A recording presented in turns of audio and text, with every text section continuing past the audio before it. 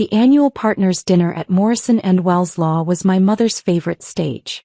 The mahogany-paneled private room at Lou Bernardine buzzed with the chatter of New York's elite attorneys as she, Sharon Morrison, named partner and queen of corporate law, prepared her yearly address.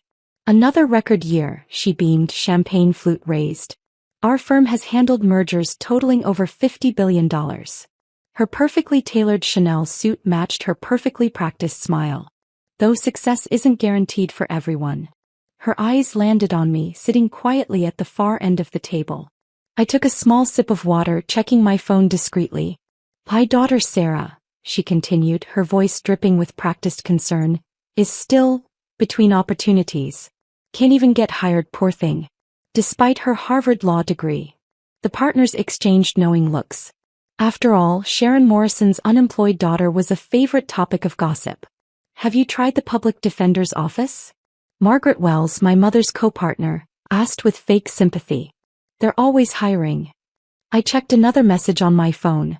"Final signatures confirmed. Transfer complete." "Sarah's been sending out applications," Mom continued as if I wasn't there. "But you know how it is. Not everyone has what it takes for corporate law." "Or any law," someone muttered, generating polite chuckles. I glanced at my watch. 3 minutes.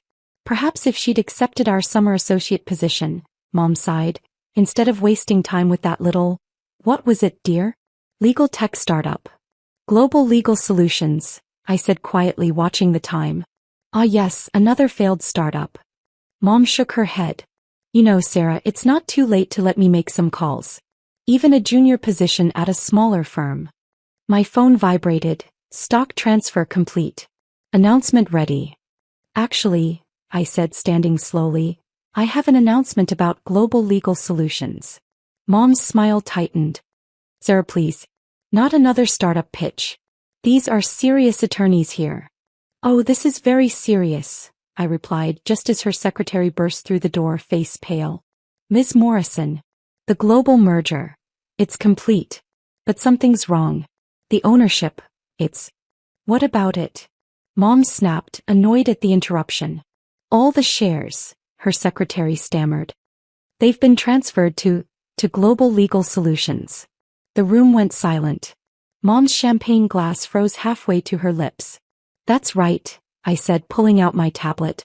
"Global Legal Solutions now owns controlling interest in Morrison & Wells Law, along with its 12 international offices." "That's impossible," Mom whispered. "We're a private firm. Our shares aren't available on the open market." I smiled. "You should really read the fine print in those merger documents you signed last month." The annual partners' dinner at Morrison & Wells Law was my mother's favorite stage. The mahogany-paneled private room at Lou Bernardine hummed with self-importance as 50 of New York's most elite attorneys gathered to celebrate their billions. "Another remarkable year," Mom announced, her Chanel suit as crisp as her tone. "Morrison & Wells has handled over $50 billion in mergers, expanded to 3 new countries and added 15 equity partners." Her eyes found me at the far end of the table. Though not everyone understands the value of hard work and tradition. I sat quietly, picking at my untouched foie gras, feeling the weight of judging glances. The black sheep daughter who couldn't even land an associate position. "Why, Sarah," she continued, voice dripping with practiced concern, "is still between opportunities. Can't even get hired, poor thing. Despite her Harvard law degree." Margaret Wells, Mom's co-partner of 30 years, patted my hand with fake sympathy. "Have you tried the public defender's office, dear? They're always hiring." "Sharon," Dad spoke up from his seat beside Mom. As the firm's senior tax partner, he felt obligated to defend me. "Sometimes. Perhaps this isn't the time." "Oh, but it is," Mom pressed on, warming to her favorite topic. "We must discuss succession planning. Margaret's daughter just made partner at Goldman's legal department. The Peterson twins are clerking for the Supreme Court. And my Sarah." She sighed dramatically. "Can't even get past a first interview." The partners murmured in agreement. After all, what could be more embarrassing than a top lawyer's unemployed daughter? "Still sending out those applications?" Tom Davidson, M&A partner, asked with a smirk. "My secretary's cousin needs help with traffic court cases."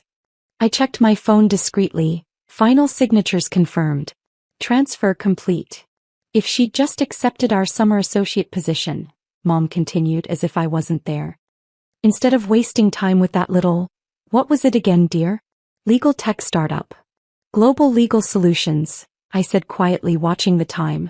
Ah yes, another failed startup. Mom's laugh tinkled like expensive crystal. You know what they say about the third time? Though this is what, attempt number 5? 6 actually, Margaret Wells added helpfully. Remember that blockchain legal service thing last year? Complete disaster. I took a small sip of water, letting their laughter wash over me.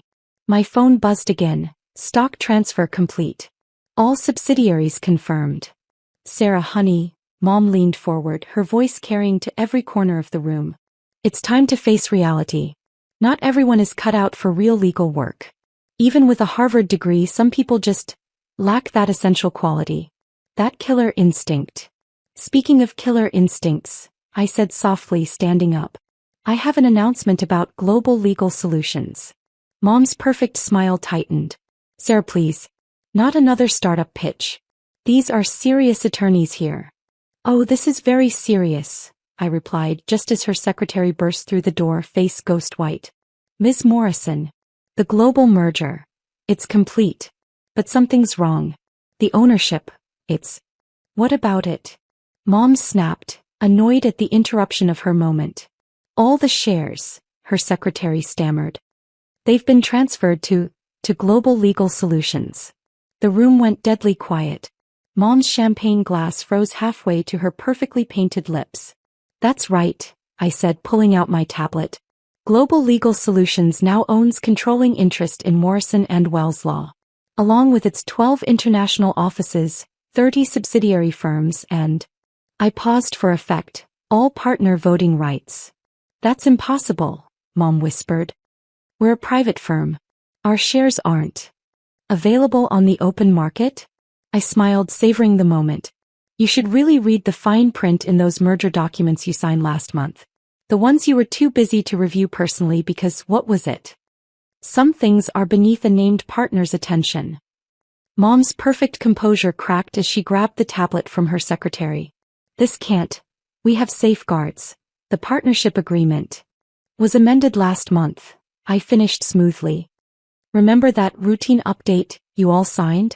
The one that modified share transfer restrictions. I drafted that. Margaret Wells sputtered. It was just standard boilerplate for the Asian expansion. With a lovely loophole regarding tech company acquisitions, I smiled. You really should have let me join the firm, Mom. I actually read the fine print. Dad was frantically scrolling through documents on his phone. The subsidiary transfers, the offshore accounts. All now under Global Legal Solutions control, I confirmed. Along with the partner profit shares, client lists, and trust accounts. The room erupted in chaos as 50 of New York's top lawyers simultaneously realized they'd been outmaneuvered. My mother's face had gone from cream to ash. But your startup failed, she whispered. The blockchain project, the legal AI. We're all part of Global Legal Solutions, I said, pulling up a presentation on the room's screen. That failed blockchain project now handles legal document verification for 3 major governments. The disaster AI system, currently processing cases for the European Union. Impossible, Margaret Wells breathed. That would require billions in funding. 12 billion to be exact, I replied. Remember that Chinese investment firm you refused to meet with last year, Mom? Because Asian investors don't understand real law firms? They understood me just fine. Mom grabbed her phone, probably to call her lawyers. I couldn't help but laugh. Looking for Stevenson and Brown? Their outside counsel? Check their ownership records from this morning. No, she whispered. Global Legal Solutions acquired them last week. I confirmed. Along with your backup counsel and their backup counsel. Amazing what good lawyers can do when they're properly motivated. Sarah, Dad tried, his tax lawyer brain finally catching up. The regulatory implications are all handled, I cut in. Unlike some people, I actually learned from watching you work. Every transfer, every acquisition completely legal. You taught me well, Mom. Always have ironclad documentation. The partners were now huddled in panicked groups, phones out, desperately calling their personal attorneys. I let them scramble for a moment before dropping the next bomb. "Oh, and those golden parachute clauses you all added to your contracts last year?" I smiled. "They only apply to traditional corporate takeovers. Tech company acquisitions are specifically excluded." Page 247, paragraph 3, subsection C. "You can't." Mom started. "Fire you." I raised an eyebrow. "Surely I can." "Effective immediately. Though I'm willing to offer you a position more suited to your, what did you call it? Essential qualities." "What position?" she asked, voice barely audible. I pulled up the organizational chart on the screen. "Junior associate. Starting salary $40,000 a year. Though you'll have to interview for it. If you can get past the first round." The room went completely silent. 50 legal titans watched as their world turned upside down. "Your office needs to be cleared by tomorrow," I continued. "The senior partner suite is being renovated for global legal solutions expansion." "Oh, and Mom? That partner dinner speech you give every year? I'll be handling that from now on." The next morning I sat in my mother's former office, now mine, watching the chaos unfold through the floor-to-ceiling windows of the 50th floor.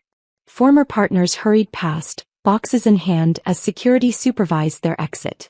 "Ms. Morrison, Ms. Carter," my mother's former secretary, now mine, entered nervously. "Your parents are here." Third time this morning. I glanced at the security feed showing them in the lobby. Mom had traded her Chanel suit for last season's Prada, her humble outfit. Dad clutched a thick folder of legal documents. "Send them up," I said, turning to face the Manhattan skyline. "And Janet?" "It's still Ms. Morrison." I kept my mother's name to make this moment sweeter. They walked into the office Mom ruled for 20 years. Now it was mine. "The Bar Association won't allow this," Mom said. "Handled," I replied. "We own their meeting building. They won't resist." "Sarah, please," Dad held up papers. "Let us stay as consultants." "Like you let me stay as an intern?" I turned to face them. "You fired me in 2 days." Mom sat pale. "We wanted to toughen you up." "Congrats." It worked. My phone buzzed. "London secured, Asia secured, partners locked out." "They'll sue," Dad tried. "With what money?" I asked. "Their accounts are frozen." Mom's voice shook. "The clients won't stay. I already called them. They prefer me, not people still using fax." My tablet chimed. "The Supreme Court just accepted our blockchain brief." Mom finally whispered, "What do you want?" "Money." "A name." "I already have it. The question is, what do you want? Right now you're unemployed. Even Harvard can't save you." Dad slumped. His folder fell. "Your staff speech," he said softly. "Why now?" I cut in. "Minus the insults." My phone buzzed again. The governor wanted a call. I stood, smoothing my Chanel suit. "Security will show you out," I said. I shredded their folder. "We don't hire legacies anymore." They left. Partners carried boxes out of the building. My secretary entered. "The governor is holding Ms. Morrison." I sat in Mom's chair, my chair. "Tell him I'm ready. Some people are just born with killer instinct."